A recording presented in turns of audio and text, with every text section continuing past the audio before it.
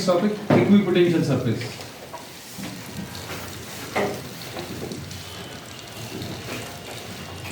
तो equipotential surface अभी हम लोग बोलेंगे एक ऐसा सरफेस जिसके सारे पॉइंट्स के ऊपर पोटेंशियल की वैल्यू सेम है। So any surface which has the same value of potential at all its points is termed as equipotential surface। और अगर पोटेंशियल की वैल्यू सेम है तो we know the definition of VA minus VB, potential difference between 2 points। ये अभी हम last lecture में discuss किया था कि VA minus VB is equal to WBA divided by Q0। अगर आपको ये दो पॉइंट्स के बीच में पोटेंशियल डिफरेंस डिफाइन करना है तो अभी हम लोग एक टेस्ट चार्ज को मूव कराएंगे कहां से कहां, B से A।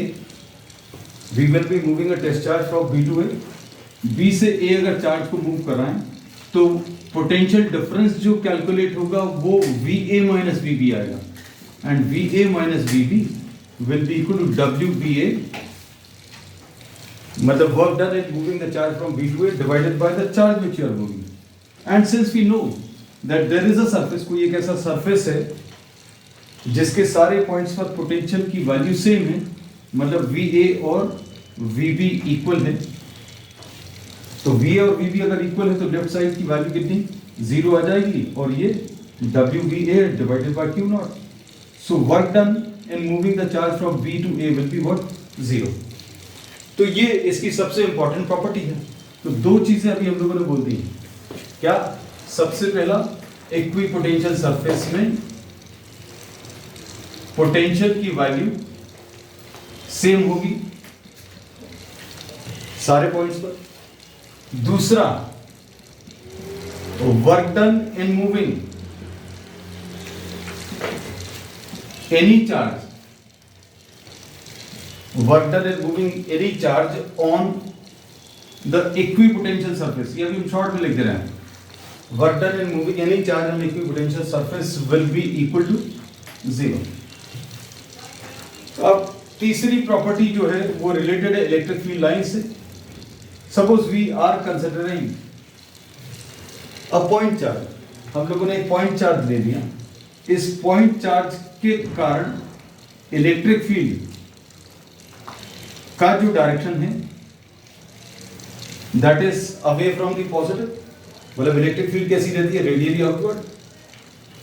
पॉजिटिव पॉइंट चार्ज के लिए electric field is radially outward, तो इलेक्ट्रिक फील्ड का ये डायरेक्शन। और पोटेंशियल का formula Q upon 4 pi epsilon not R ऐसा कुछ होगा। और इसमें चार्ज तो कांस्टेंट है। अभी तक हम लोग सारे टॉपिक्स में चार्ज को या पोटेंशियल को, चार्ज को या डिस्टेंस को चेंज कर सकते थे। Now we fix the charge. इस चार्ज के लिए अगर आपने डिस्टेंस भी फिक्स कर दिया, मतलब सपोज R की वैल्यू आपने कांस्टेंट कर दी, सपोज 10 सेंटीमीटर। अगर आपने R की वैल्यू अगर कांस्टेंट कर दी तो क्या होगा, पोटेंशियल भी कैसा कांस्टेंट आ जाएगा। So we said that the value of potential will become constant for fixed value of R। और R की वैल्यू फिक्स कर दी मतलब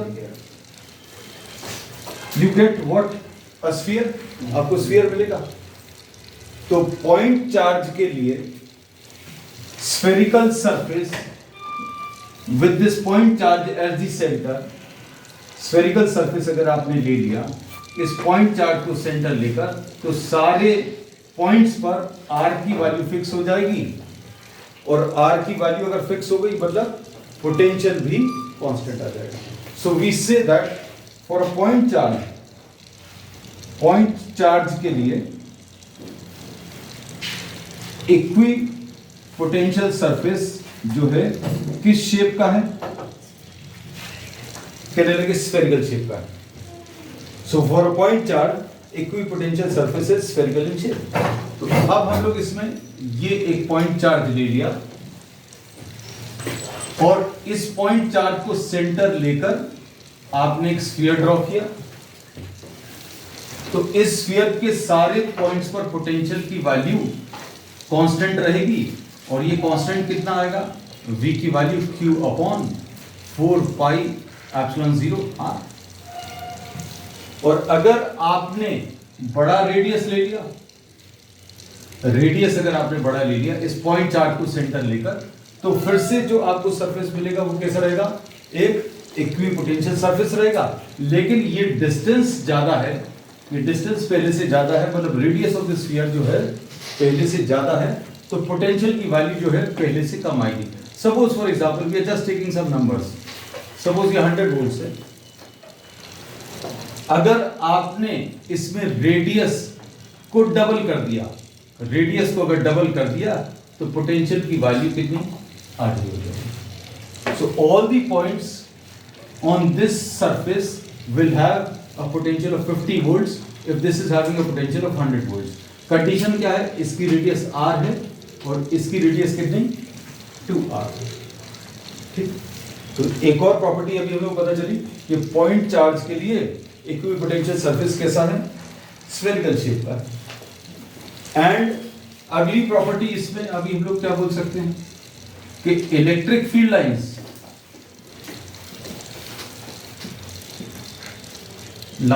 are always perpendicular to equipotential surfaces।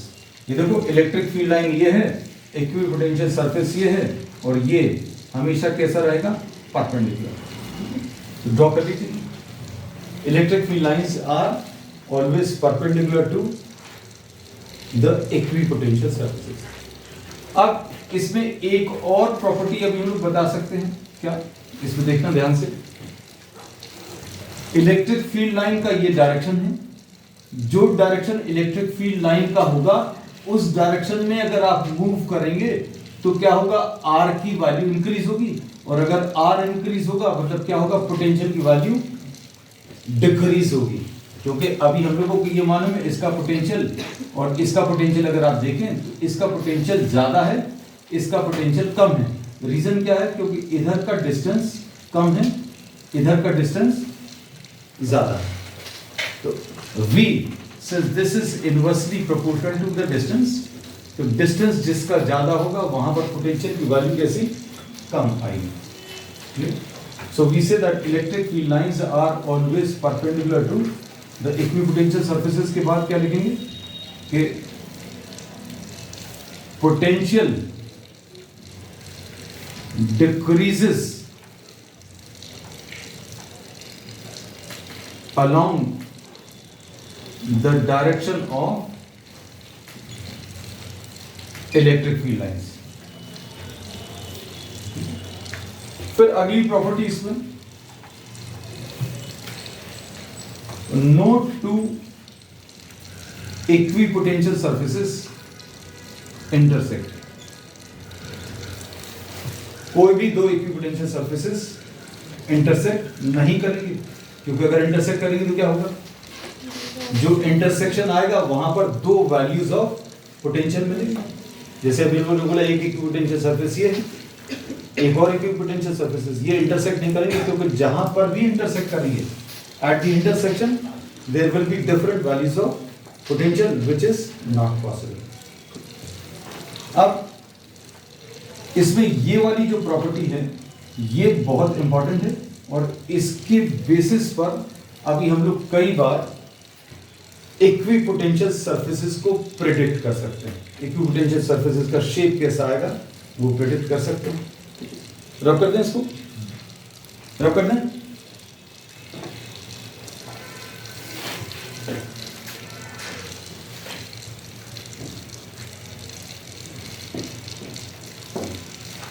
साथ में नोट करते जाना।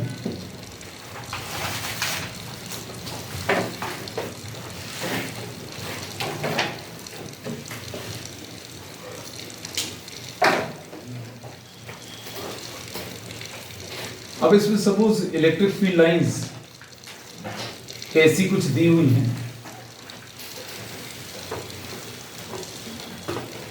Suppose these are electric field lines. आपको इक्विपोटेंशियल सरफेस का शेप प्रेडिक्ट करना है, ये अभी हम लोग ऑलरेडी मालूम है।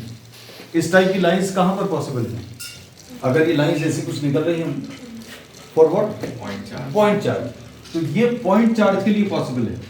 So if this is a point charge, तो we already know the shape of the equipotential surface, लेकिन if you are not knowing about the source charge, मतलब ये इलेक्ट्रिक फील्ड लाइंस किस चार्ज के कारण बनी है, अगर ये नहीं पता है तो अब ये लोग ये कहते हैं ये प्रॉपर्टी यूज कर सकते हैं कि इक्विपोटेंशियल सरफेस कैसा रहेगा, कहने लगे perpendicular to the electric field lines. तो ये ऐसा कुछ भी नहीं। अब इसमें सपोज इलेक्ट्रिक फील्ड लाइंस अगर ऐसी कुछ है, ये क्या रिप्रेजेंट करता है, यूनिफॉर्म इलेक्ट्रिक फील्ड रिप्रेजेंट करता है। और इक्विपोटेंशियल सरफेस कैसा होता है, perpendicular to the electric field lines. और perpendicular to the electric field lines अगर अभी हमें लेना है तो this will be of the shape of a plane. ये प्लेन सरफेस रहेगा, क्योंकि प्लेन सरफेस ही अगर आप बनाएंगे तो ये प्लेन सरफेस ये सारी इलेक्ट्रिक फील्ड लाइंस के परपेंडिकुलर आएगा। और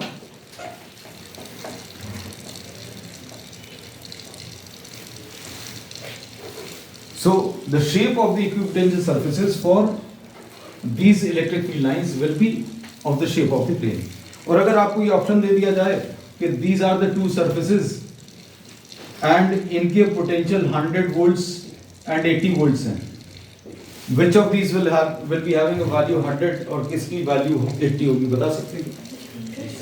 100 कहाँ पर होगा? ए पे होगा। क्यों होगा? क्योंकि अभी हम लोगों ने एक प्रॉपर्टी ये बताई कि potential always decreases along the direction of electric field line. Electric field line अगर इस डायरेक्शन में है तो पोटेंशियल की वैल्यू डिक्रीज होगी, मतलब यहाँ पर इलेक्ट्रिक फील्ड लाइन की डायरेक्शन में चलने पर पोटेंशियल डिक्रीज हो रहा है, मतलब ये 100 वोल्ट रहेगा and this will B 80 volt. अब नेक्स्ट इसमें टॉपिक इनको और थोड़ा सा डिस्कस करेंगे after discussing another small topic.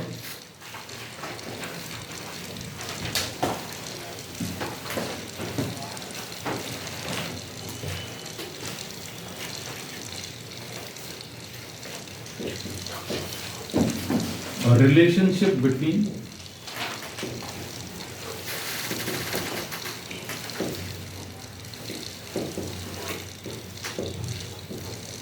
E and B. Next topic. A relationship between electric field and potential.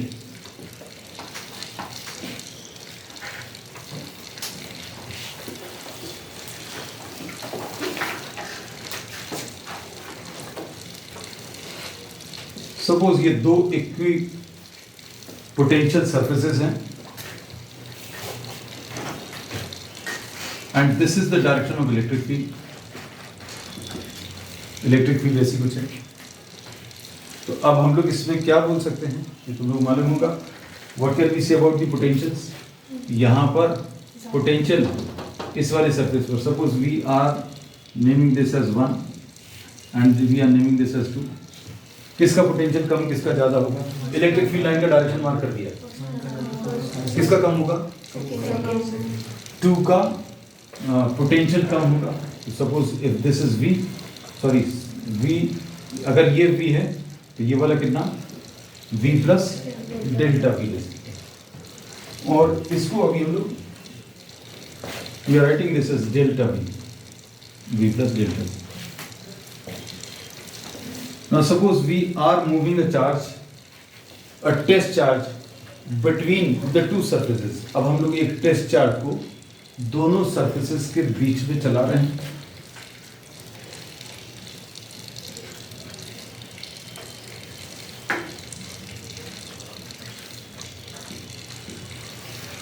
Suppose a test charge is moved from B to A. Move a test charge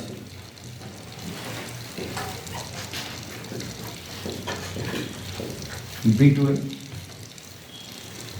test charge जो भी हम लोग ले रहे हैं, suppose Q0,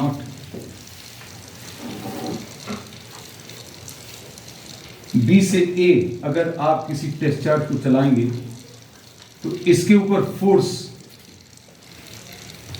acting on the test charge acting on the test charge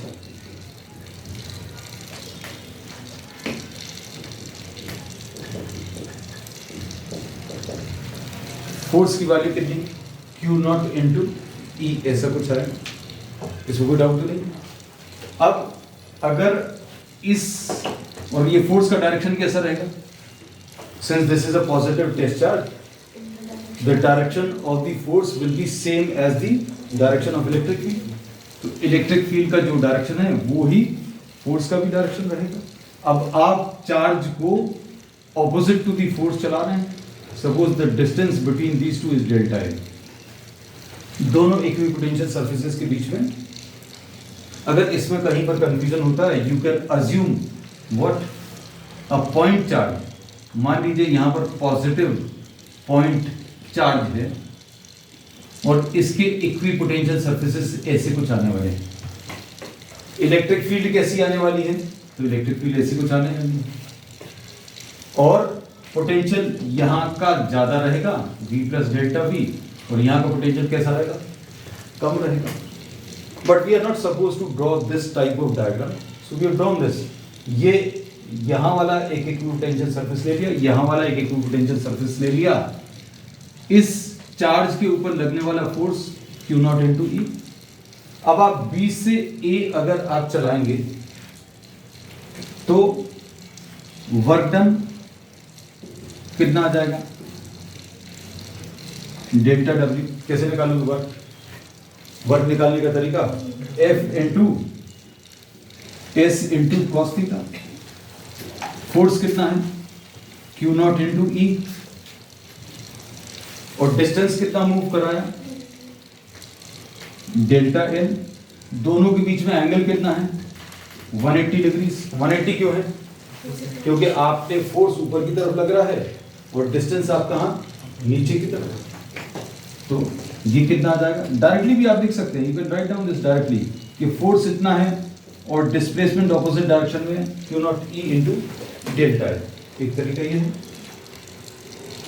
ये किसका, work done निकालने का। फिर एक और डेफिनेशन अभी हमें मालूम है, कौन सी वाली, if you are moving a charge from B to A, अगर आपने चार्ज को B से A तक चलाया तो potential difference between the two points VA minus VB, potential difference between the two points कैसे निकालते हैं, कि work done in moving the charge from B to A divided by the charge which you are moving. VA कितना है, VA कितना देखकर बताओ, V plus delta V, VA is V plus delta V, और VB कितना है, V, this point B is lying on this second surface और इसका पोटेंशियल V है। WBA is what we have calculated, delta W divided by Q naught। तो delta W की value Q naught into delta V आ जाएगा। So this was your first equation, on this is your second equation। दोनों को अगर आप equate करें तो कितना आ जाएगा, Q naught E into minus delta L is equal to Q naught into delta V, ऐसा कुछ आ जाएगा। अगर इसको कैंसिल करें तो E की value minus delta V by delta L, this is the relation. और प्योर कैलकुलस के टर्म्स में अगर अभी हम लिखें, so we say that E is equal to minus dV by dl लिख सकते हैं, और this can also be written as E is equal to minus dV by dr। So this is the relation.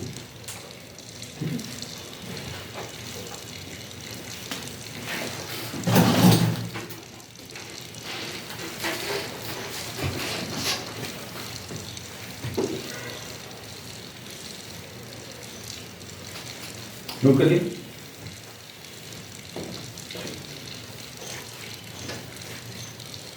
अब ये relationship mathematically भी आप establish कर सकते हैं, just to verify the things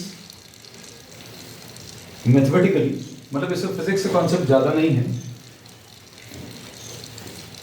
या v की वैल्यू कितनी होती है पॉइंट चार्ज की वजह से, q upon 4 pi epsilon 0 r, ऐसा कुछ है।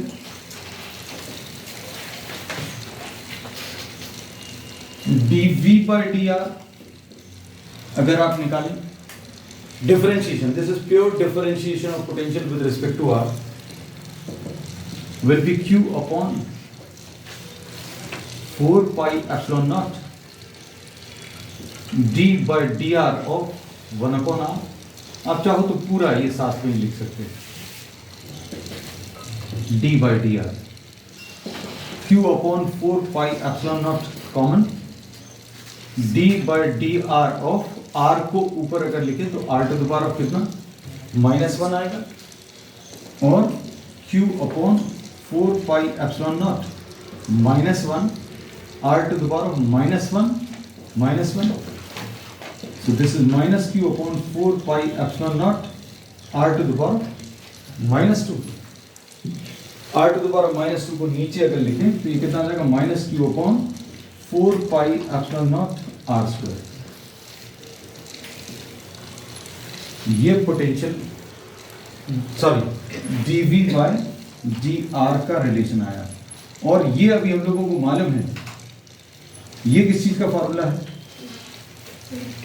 This is what, this is the formula for electric field due to a point charge, this is minus E, will be to minus dv by dr।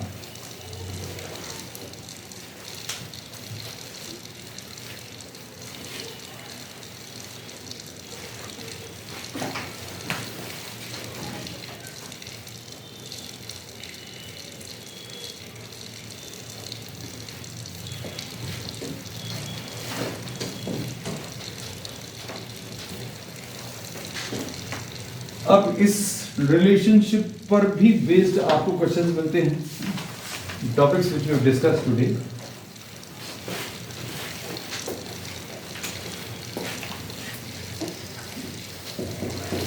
E is equal to minus dv by dr है।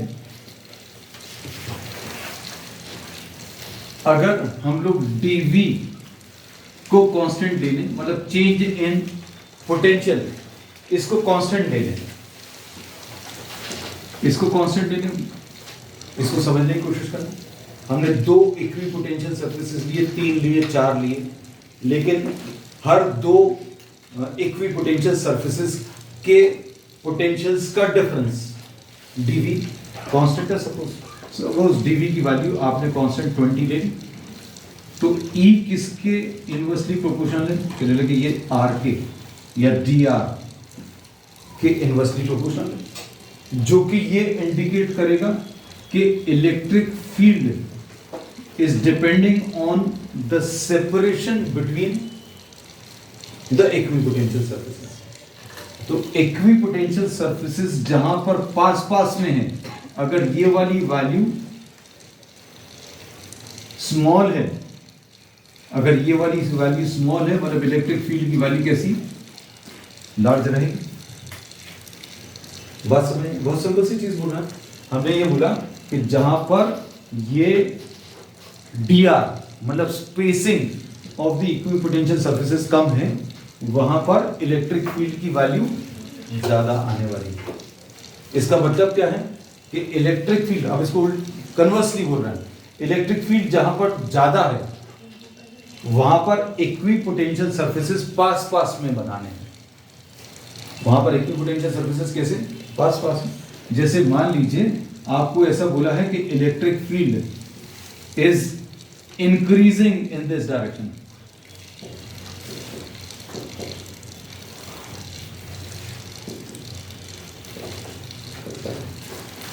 Electric field इस direction में increase हो रही है, तो अब हम लोगों को इक्विपोटेंशियल सरफेसेस बनाने को कहा गया है। ये क्वेश्चन आ चुका है, ये पहले भी डिस्कस किया। इलेक्ट्रिक फील्ड अगर इंक्रीज हो रही है तो अभी हम लोग क्या करेंगे, यहां पर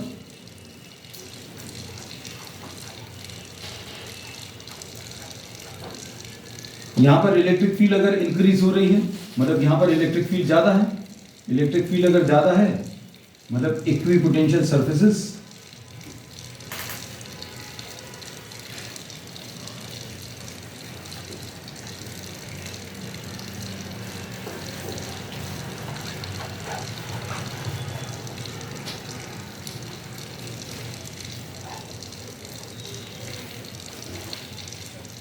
if you see the separation, what is happening to the separation? यहाँ पर ज़्यादा है, यहाँ पर कम है, यहाँ पर और भी कम है, यहाँ पर और भी कम है, यहाँ पर और भी कम है।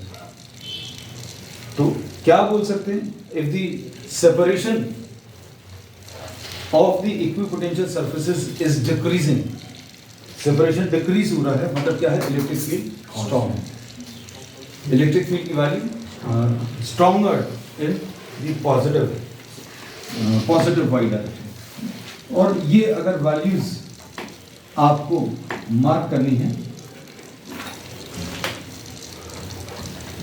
तो इनके बीच में पोटेंशियल सर्फेसेस, इक्विपोटेंशियल सर्फेसेस के बीच का डिफरेंस, इसका पोटेंशियल और इसका पोटेंशियल का डिफरेंस 20 वोल्ट्स, इन दोनों का भी 20 वोल्ट्स, यहाँ पर भी 20 volts.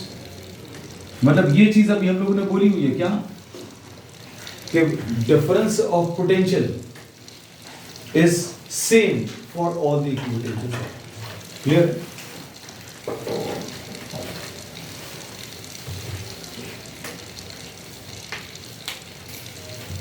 Next topic,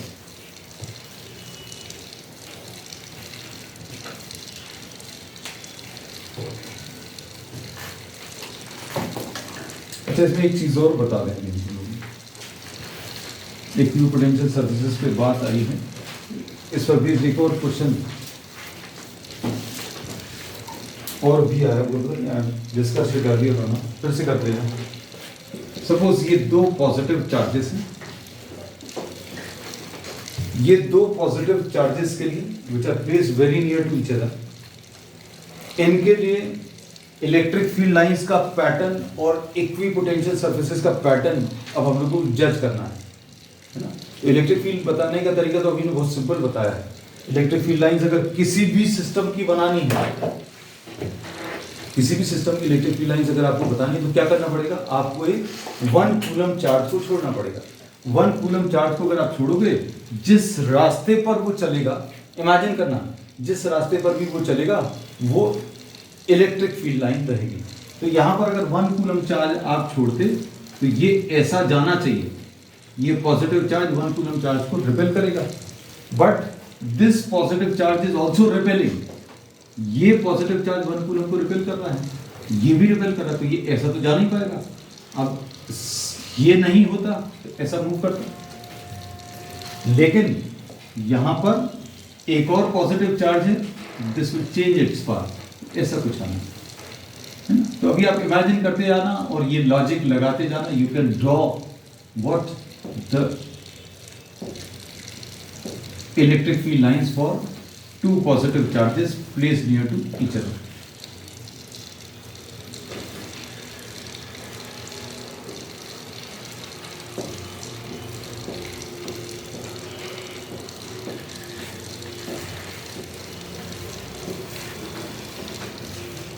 This is the pattern, और हम लोगों को ये ऑलरेडी मालूम है। अब इसमें इक्विपोटेंशियल सर्फेसेस अगर ड्रॉ करने हैं, you can just go through NCERT, ये दिया हुआ है और ये एग्जामिनेशन में आया भी है। अगर आपको इक्विपोटेंशियल सरफेस बनाना है, then the shape of the equipotential surface will be such that it will be what?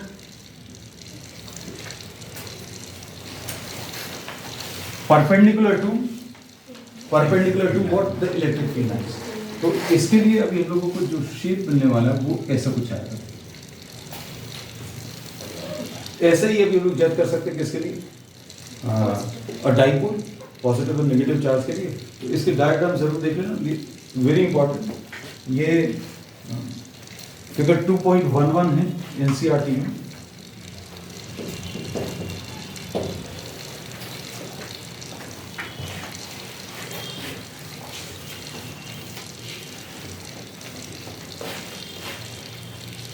एक बार सबके सभी को ड्रॉ कर सकते हैं ई के परपेंडिकुलर। ऐसे और भी ड्रॉ कर लेना।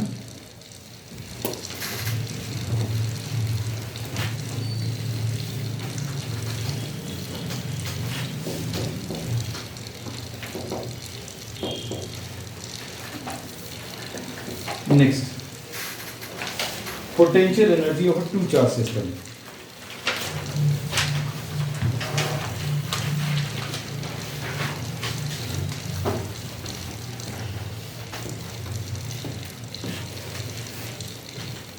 सपोज दो चार्जेस दिए हैं, अब इसको समझना बहुत सिंपल सा कॉन्सेप्ट है।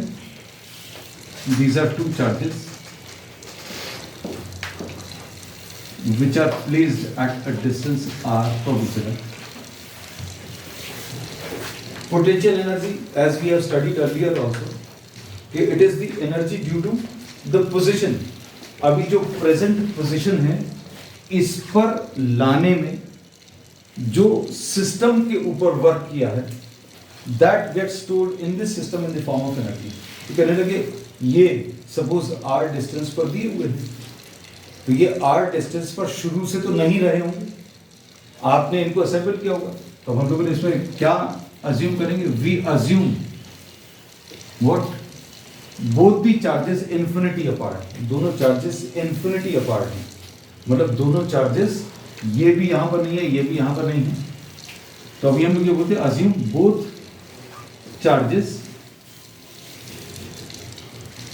Infinity apart. उनको एग्जिस्टिंग डिस्टेंस तक लाने में जो वर्क होगा, work done in assembling the charges,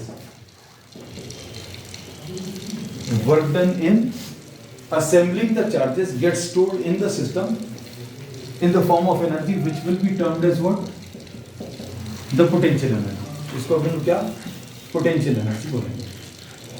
Assume both the charges infinity apart and potential energy will be what? The work done in assembling the two charges. From infinity apart to the existing distance. है ना?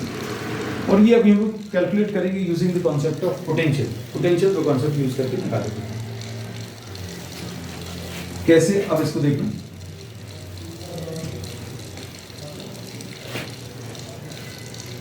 ध्यान से देखना, ये चीज समझ लेंगे तो आगे की सारी चीजें एकदम परफेक्टली क्लियर रहेगी। Suppose these are the 2 points A and B.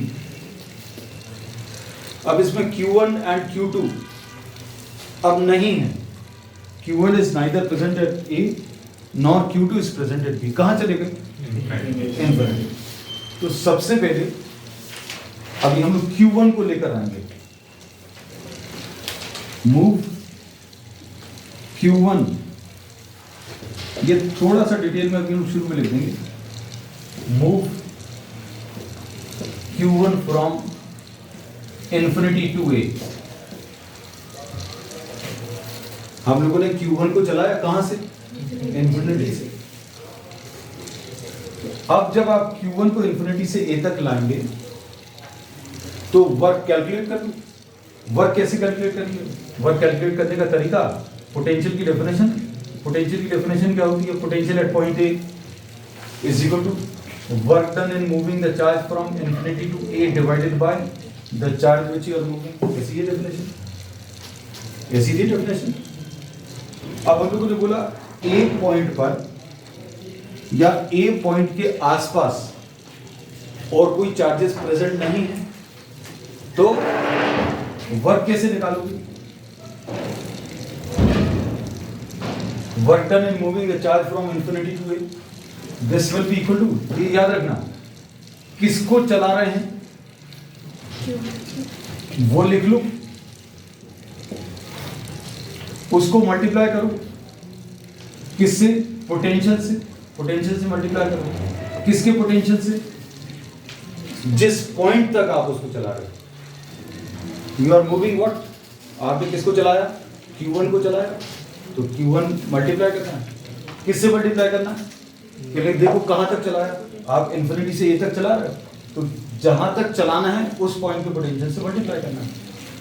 And since there is no charge present near by to it, हम लोग यही मानकर चलेंगे दुनिया में यही दो चार्जेस हैं, कौन से, Q1 और Q2, और वो भी कहाँ चले गए, Q1 अपनी जगह इन्फिनिटी पर चला गया और Q2 कहाँ पर, इन्फिनिटी पर।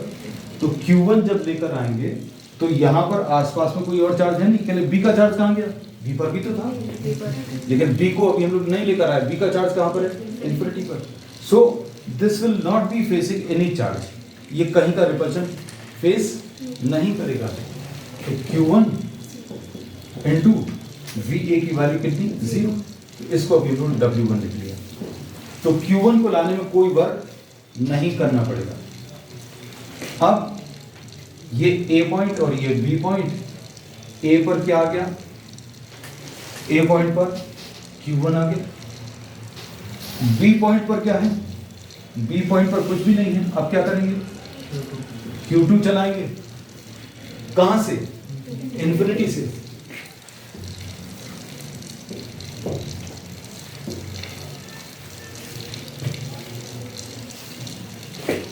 मूव, अब ये इंपॉर्टेंट है, move Q2 from infinity to B। और वर्क कैलकुलेट करने में देखो किसका यूज करेंगे, ध्यान से देखना है, किसका यूज करोगे, किस चार्ज को चला रहे हो उसको मल्टीप्लाई करना है, किससे, लेकिन कहां तक चला रहे हो, उस पॉइंट के potential. So we say that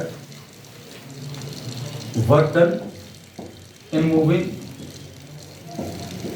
Q2 from infinity to B, इसको W2 लिख लिया। कितना आएगा ये, Q2 ले लिया और क्या, B से मल्टीप्लाई करना। अब पोटेंशियल ऑफ B बता सकते हो, देखो ध्यान से, B का पोटेंशियल कैसे बताऊंगे, Q2 into potential at point B will be Q1 upon 4 pi epsilon 0 r।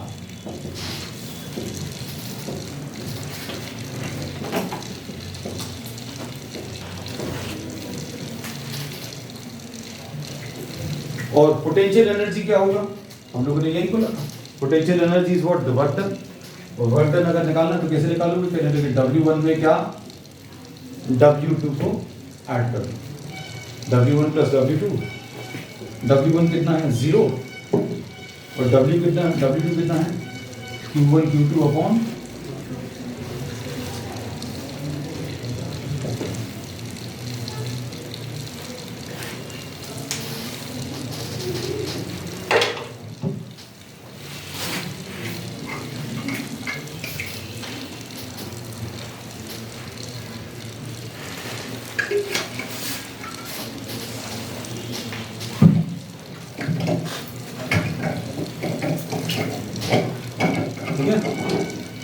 अब नेक्स्ट इसके बाद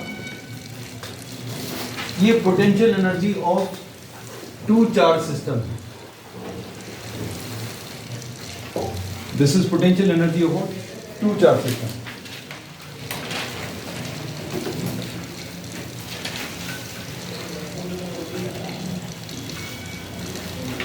और potential energy of two charge system का फाइनल फॉर्मूला क्या आ गया, Q1 Q2 अपॉन क्या मिला, 4 pi epsilon 0 r, Q1 Q2 upon 4 pi epsilon 0 r। ठीक, अब नेक्स्ट है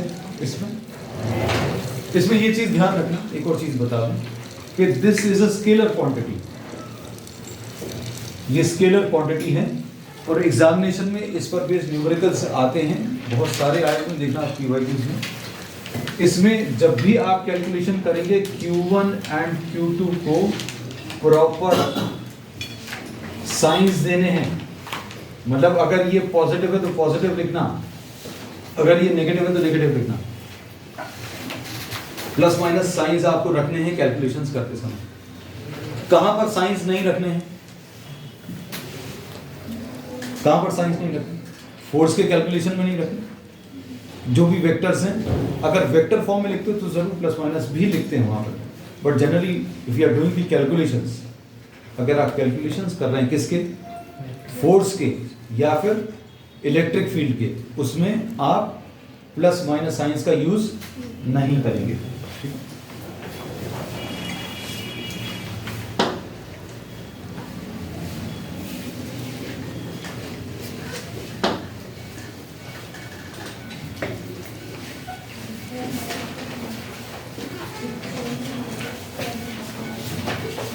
next topic,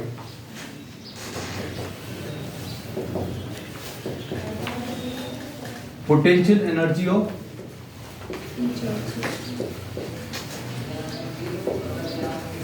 three charge system, potential energy of three charge system.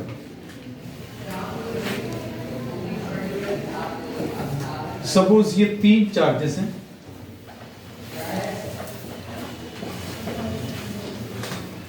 and these are the points A, B and C.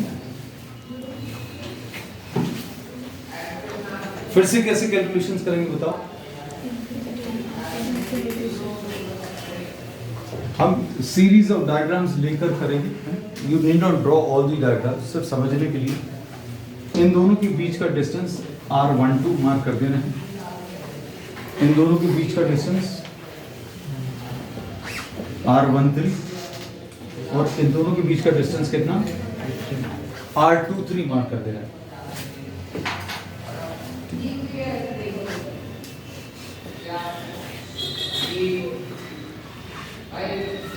अब ये A, B and C है,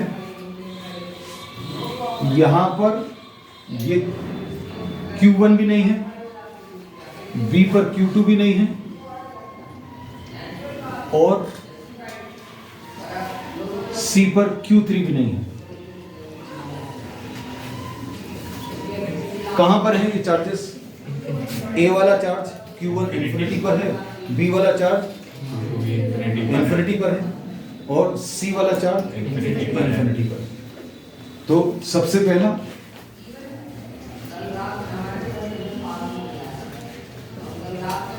अब हम लोगों ने किसको कहां से कहां चलाया, देखो जरा किसको चला रहे हैं? We move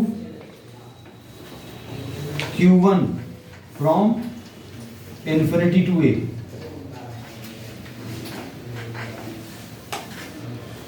क्या लिखोगे इसके बाद?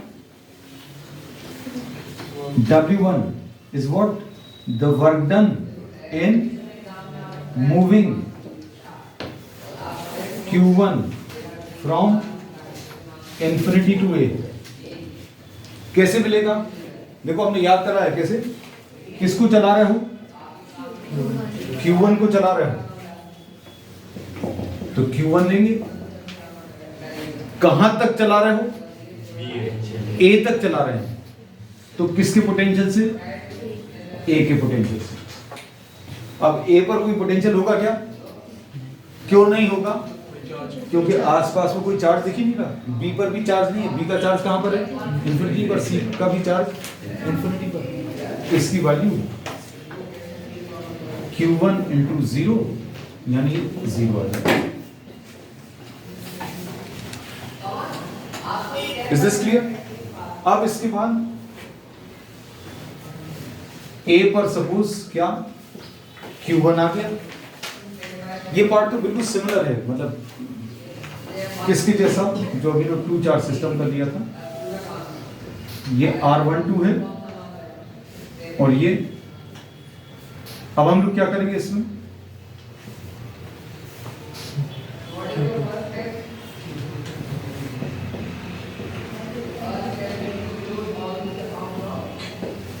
We move what? अब A पर तो क्या आ गया? Q1 आ गया। B पर क्या करेंगे? Move Q2। Q2 को लाए वापस जगह पर। देखो Q2 को कहां पर लाए? B पॉइंट पर लाए। कहां पर था?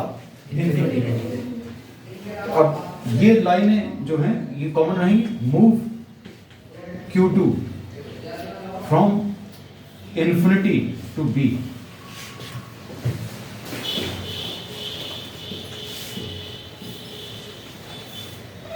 W2 क्या रहेगा? W2 क्या रहेगा? ये यही वाला work done in moving Q2 from infinity to B। कैसे मिलेगा? देखो हमने याद करा है बार बार, किसको किसको मल्टीप्लाई करना है? Q2 को ला रहे हो, कहां तक ला रहे हो उसके पोटेंशियल से मल्टीप्लाई कर लो। B का पोटेंशियल कितना आएगा? B का potential Q1 upon 4 pi epsilon 0 R12। बहुत सिंपल है। इस B पॉइंट पर जैसे मान लीजिए अगर आपको दिक्कत जाए आप पहले से लिख लो B पॉइंट का पोटेंशियल, पोटेंशियल एट B का पोटेंशियल इसके कारण Q1 अपॉन 4 पाई एप्सिलॉन 0 क्या R12। ये तो वैसे ही आ गया। अब इसके बाद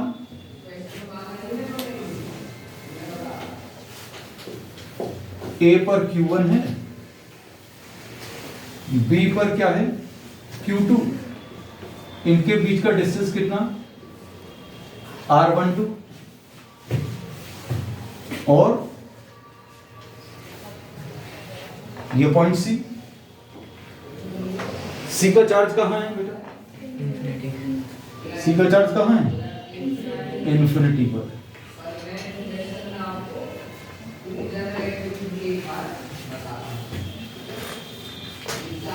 C पॉइंट का पोटेंशियल बता सकते हो क्या? पहले से लिख ले रहे हैं, क्योंकि अब हम लोग क्या करने वाले हैं, इधर पर चार्ज आ गया, इधर पर चार्ज आ गया, अब कहां का रह गया? C का चार्ज रह गया। C का चार्ज लेकर आएंगे, कौन सा? Q3। तो पोटेंशियल एट C की जरूरत पड़ेगी, उसको हम लोग पहले से लिख लेते हैं। पोटेंशियल एट C कैसे मिलेगा बेटा? Will be potential at C due to A plus potential at C due to B। C पर A के कारण कितना आएगा बताओ? C पर A के कारण कितना आएगा? बोले जल्दी। 4 pi epsilon 0 R13 Q2 upon 4 pi epsilon 0 C पर B के कारण। हम लोग अब ये लिख रहे हैं move Q2 from infinity to C। आगे का बता सकते हैं?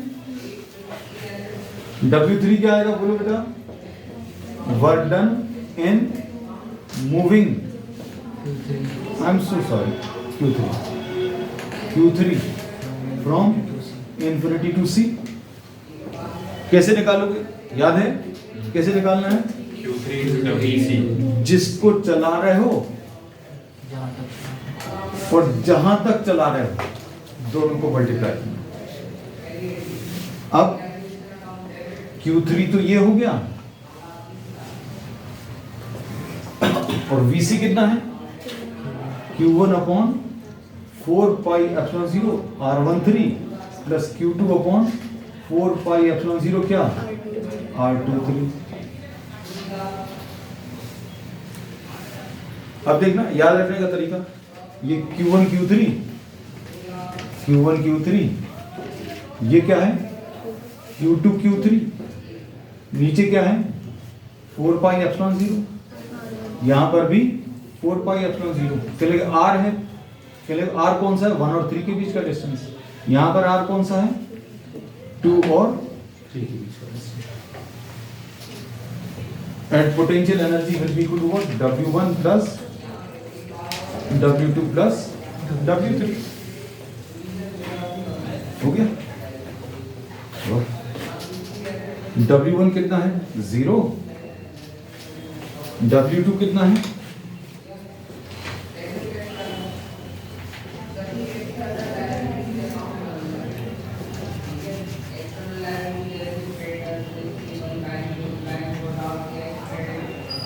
W3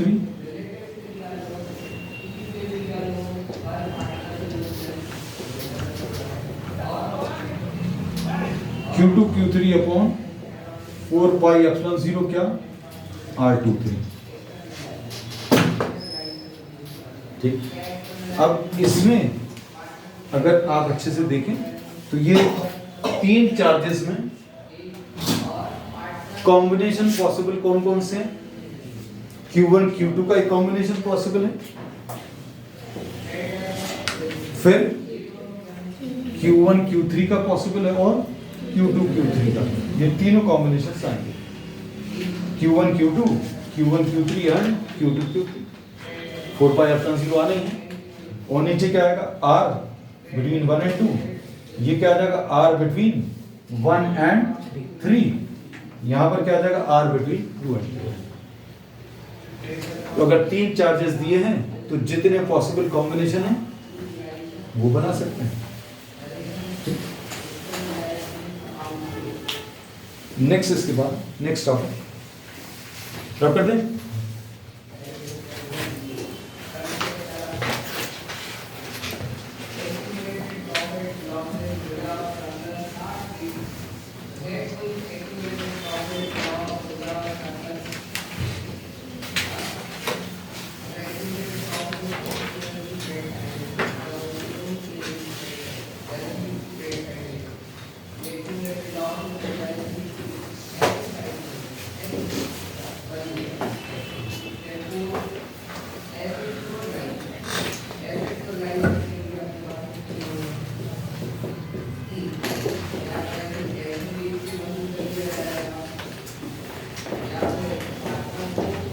ये अब फिर से आएगा potential energy of a two charge system placed in an external field.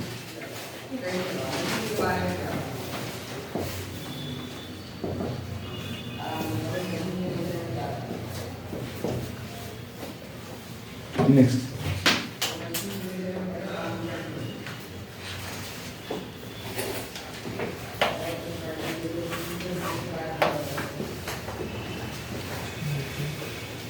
A and B, यहां पर दो चार्जेस,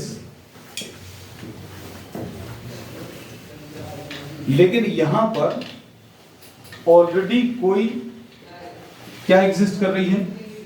एक्सटर्नल फील्ड जो दी हुई नहीं। मतलब यहां कहीं पर कोई चार्जेस का सिस्टम दिया हुआ है, उसके कारण A पर ऑलरेडी कोई इफेक्ट होगा इसका, वो भी हम लोग मेजर करेंगे। ये याद रखना, ये बनाना नहीं है, you don't have to draw all this. So what we have done in the previous topics on similar lines we will be calculating the potential energy of this two charge system in external field। क्या किया? A और B के charges गायब कर दिए। कहां चले गए? इन्फिनिटी। अब इसमें एक चीज और लिखी है, VR1 या V1, आप चाहो तो ऐसे लिख सकते हैं, NCERT specifies this. VR1 is the potential at A due to external field।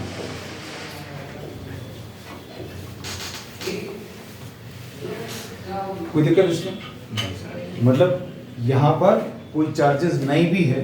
देखो जैसे अभी हम लोगों ने बोला ना, जो पिछले टॉपिक्स लिए थे, ए पॉइंट का पोटेंशियल कितना? कहले 0। क्यों? क्योंकि हमने बोला कि ए पर और ए के आसपास कोई भी चार्ज नहीं है। और कौन से दो चार्जेस थे पिछले टॉपिक में? Q1 और Q2 थे। हमने बोला था सिर्फ दो ही चार्ज एग्जिस्ट कर रहे हैं, ए पर Q1 और B पर Q2, और दोनों को गायब कर दिया। दोनों को कहां पर ले लिया? इन्फिनिटी पर। लेकिन अब Q1 और Q2 नहीं भी हैं तो भी यहां पर कुछ इलेक्ट्रिकल इन्फ्लुएंस है। किसका है? एक्सटर्नल फील्ड का। और वो इन्फ्लुएंस हम लोगों ने ये लिख लिया, V1 is what? The potential at A due to external field. ये एक्सटर्नल फील्ड अभी हमने बोला, सपोज यहां पर ये नहीं बनाना है, this is not to be drawn. यहां पर ये रहेगा, A का चार्ज गायब हो गया, B का चार्ज गायब हो गया, लेकिन एक्सटर्नल फील्ड प्रेजेंट है। और V2 यानी VR2 will be potential at B due to external field.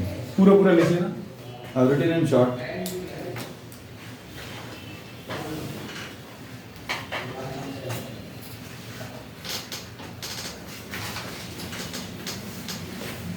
आप क्या लिखेंगे?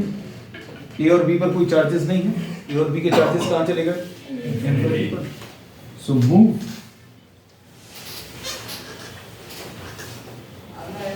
Q1 from infinity to A।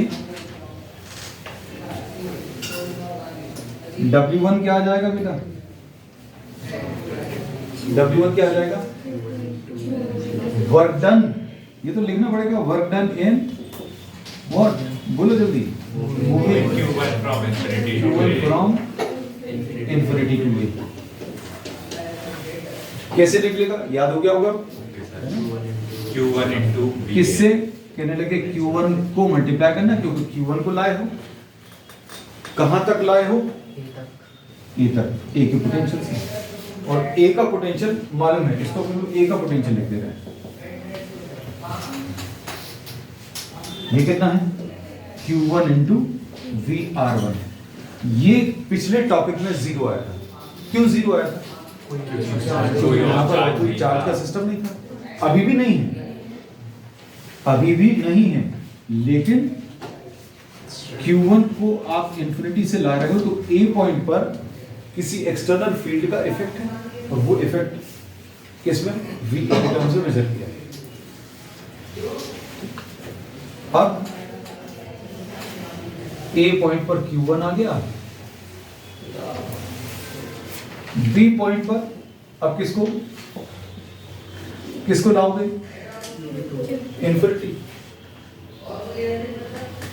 अब ये जो आएगा, ये देखो, ये अभी हमने एक्सटर्नल फील्ड यहां कहीं पर ऐसे बनाई थी। This is not to be drawn. हम बार बार कह रहे हैं, this is not to be drawn. आप कॉपी करते समय भी नहीं बनाएंगे, हमने सिर्फ समझाने के लिए कि भाई यहां पर कुछ ऑलरेडी था जो दिखाया नहीं है, दिखाना भी नहीं है। अब Q2 को लाएंगे तो किसके कारण वर्क करना पड़ेगा? ध्यान से देखना, Q2 को लाएंगे तो किसके कारण? पहले Q1 के कारण भी करना पड़ेगा और एक्सटर्नल फील्ड का यूज भी करना पड़ेगा। So move Q2 from infinity to B। W2 क्या आ जाएगा? W2 work done in moving from infinity to B, sorry, to B,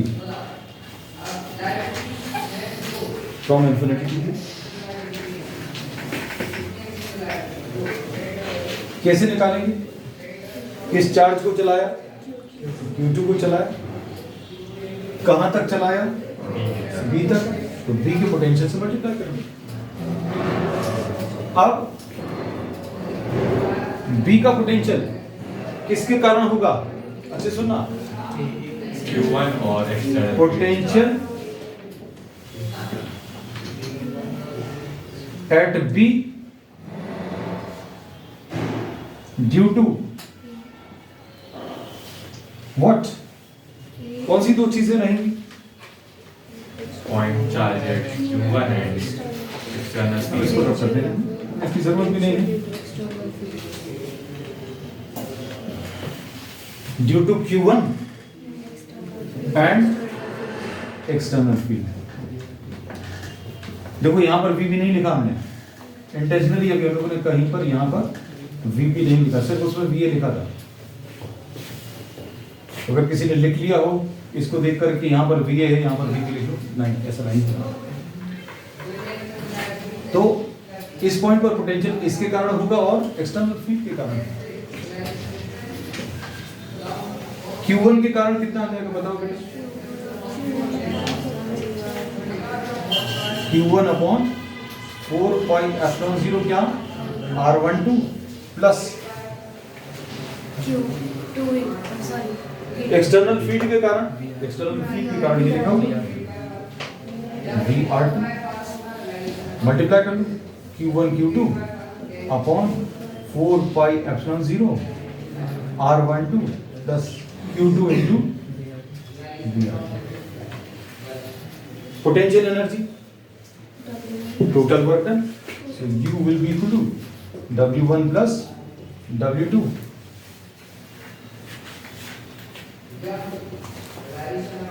कितना आ जाएगा Q1 into VR1 plus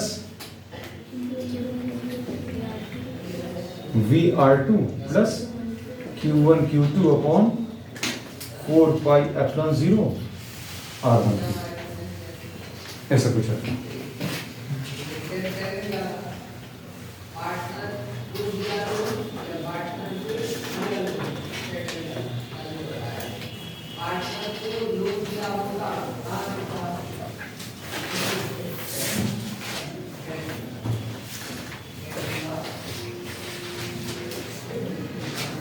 Obviously, next topic.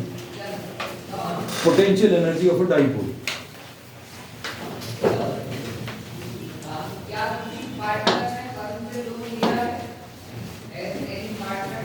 Potential energy of a dipole placed in a uniform electric field. Potential energy of a dipole placed in a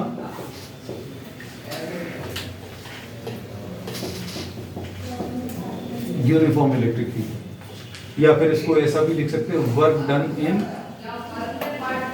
rotating a dipole. Work done in rotating a dipole.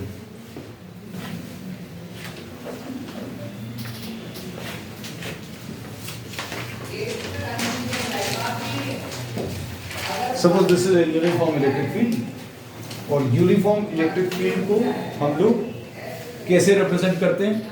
Equally spaced parallel line से represent करते हैं.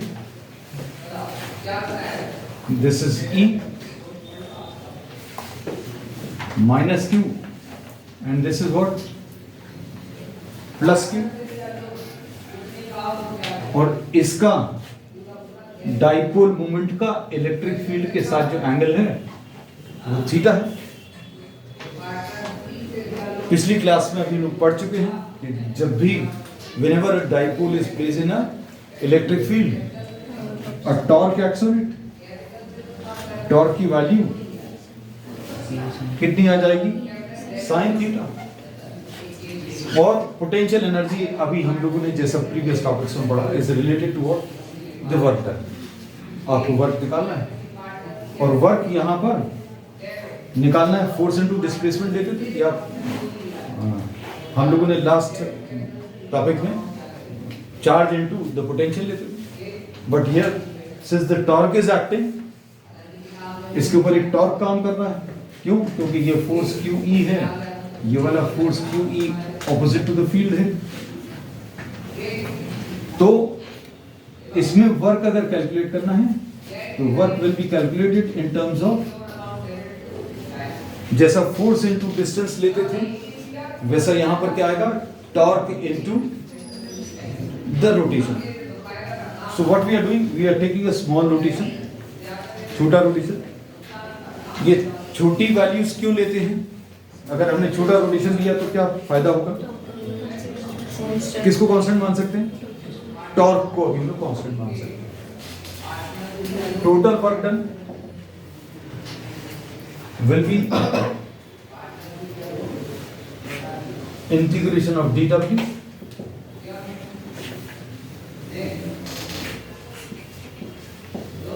PE sin theta d theta theta 0 initial value final value theta. initial value theta 0 से final value theta तक, theta 0 से theta 1 तक भी ले सकते हैं. NCERT in fact they have specified this as theta 1. Initial orientation theta 0, final orientation theta 1. PE sin theta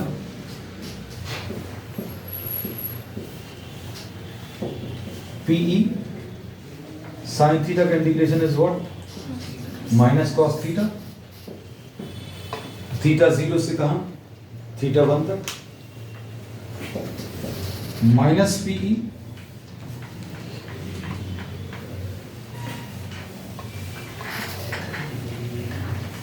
cos theta, ऐसे कुछ है।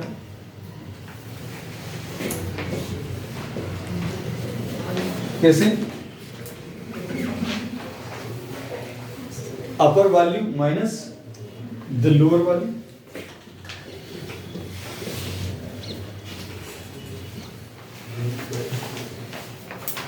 this will be the formula for, this was theta 1 I think, huh? Cos theta 1 minus cos theta 0.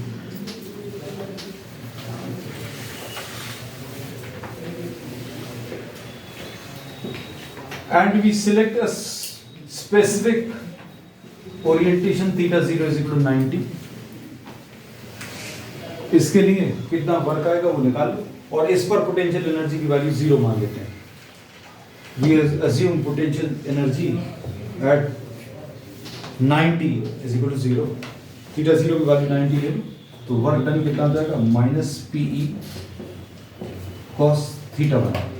Theta 0 is equal to 90 से theta 1 is equal to theta, ऐसा लिख लेगा। तो finally क्या मिलेगा, cos theta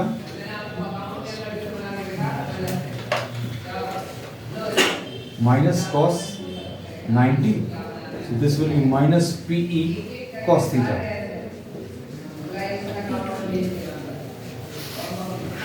minus P dot E.